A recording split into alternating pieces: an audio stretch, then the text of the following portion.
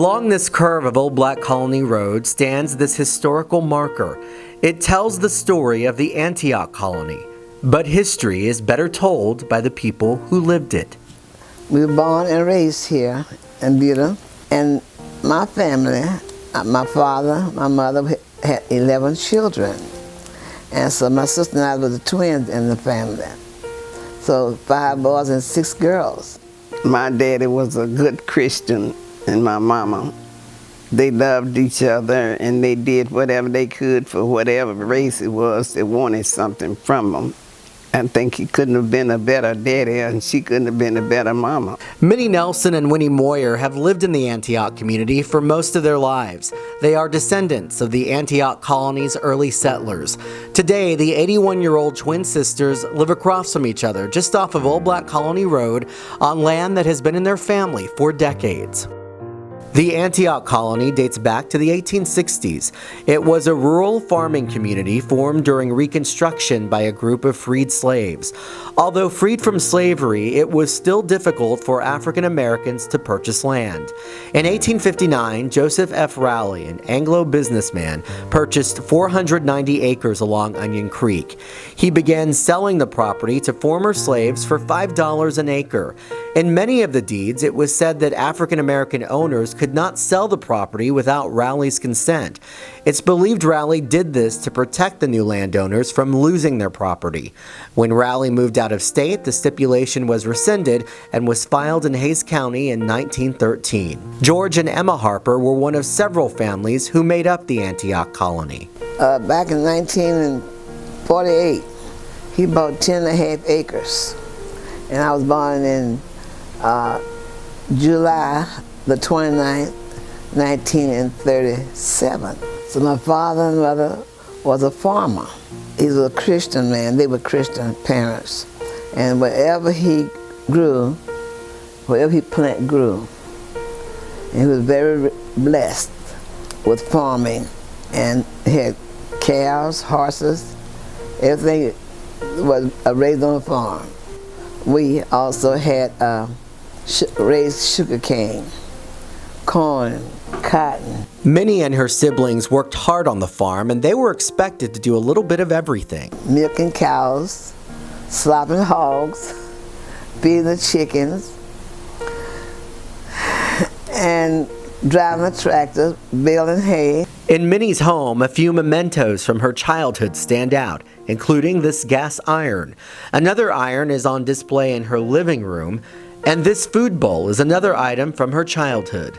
The Antioch Colony provided community for the Harper family. We had quite a few opportunities in doing things and growing. The colony had its own school that used to stand on this property off of Old Black Colony Road.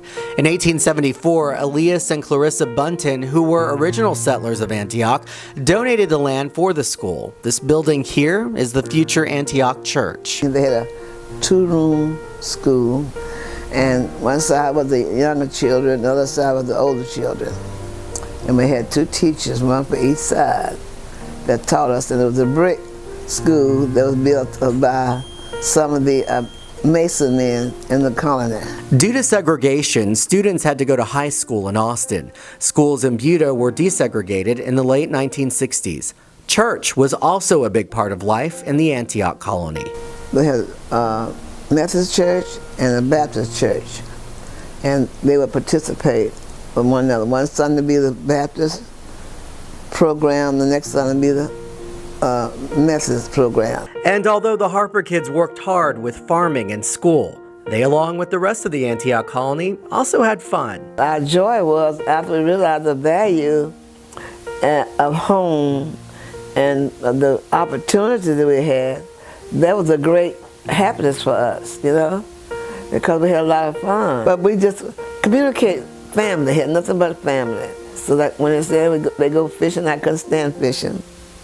They go hunting. But other than that, we just got along with family. That's all we knew is family, church, go to town, go to the movies, then come back home. So we just had fun with one another, and did things, slung slingshots. At the end of the school year, they would have a big picnic to usher in the summer. The colony also enjoyed playing softball and volleyball, and they were good enough to beat the kids who lived in town. The only time we didn't have fun is when somebody come out of town and didn't know how to play good, and we beat them, get mad, go back to town. Minnie says she and her siblings enjoyed going to see the Barnum and Bailey Circus when it came to town. And Juneteenth was a big celebration for the Antioch Colony. All of the families would gather and celebrate with food and games. The Antioch Colony was self-reliant. Aside from work purposes, most families had little reason to go into town. There's certain places up there you can go in and certain places you couldn't go in. But the white people, my mother worked for them, my daddy worked for them, and they were very kind, intelligent people that we worked for. But I don't know what you had some around that acted crazy, But they would come over and buy syrup. They would get the syrup bucket, and they put syrup in it, and they would come over and buy syrup for my dad. We didn't have no problem with them to an extent. My dad ran into difficulty with some of the men. Minnie and Winnie's father had a simple piece of advice for his family on how to deal with racism. And when people out there say something stupid, they had no business, he said, ignore them. God take care of it. If they slander your name or say something stupid how people do, ignore them. But we have had a lot of white people stand up for this colony. That's why years later, it was disheartening for the Harper family to find out that some of the people who stood up for the colony actually had a very different view. And I was reading in the paper, all the prejudiced people that we communicated with, I didn't realize they were prejudiced. And a lot of people, the residents of Buda, was against desegregation. By the time the 1950s rolled around, many residents started moving away from the colony in search of better employment opportunities, including the Harper family. They moved to Arizona. It started changing when they couldn't have jobs and couldn't go to the school, here. People moved out, died out, left their properties, and other people picked up the taxes, on the property. But George Harper never sold his property. In the 1970s, former residents began returning to Antioch, including Minnie and Winnie. I kept dreaming and dreaming, me moving, I didn't know why. So that was the reason, to savage the land that was still here. Before Daddy died, we had about 5 or 6 contractors came here to try to get Dad and Mama to move to rest home and sell them this property. And I said, my brothers and sisters ain't gonna sell you their property. I said, Dad ain't gonna sell you his, because he's the one that's caused us to be here, Oh, you'd be surprised what I'd give you for it. I said, yeah, and you'd be surprised to know I ain't giving it to you too.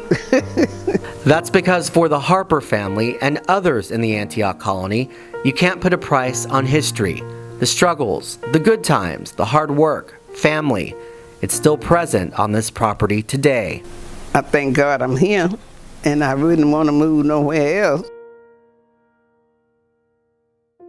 Along Old Black Colony Road, you will find the Antioch Community Cemetery. It is the final resting place of the first African-American settlers in Hays County. Some of the oldest gravestones date back to the 1860s. George and Emma Harper, Minnie and Winnie's parents, are also buried here. Minnie and Winnie say the legacy of the original settlers of Antioch, along with all of the families who made up the colony, lives on today, and they don't want their history forgotten. And that means keeping historic names like Old Black Colony Road. How many colonies you have? It's not just say a black colony, because everybody lives here now, but it is the estate of the black colony. So why get rid of it? God didn't put me here to do all these things that I have did and things that I have went through, just to be here. He's watching over us. I want the youngsters to realize, our youngsters, how important it was to want to be somebody. I want them to know they're still here. And still have a few here still trying to hold up the bloodstained banner. And we are going to until the Lord see fit.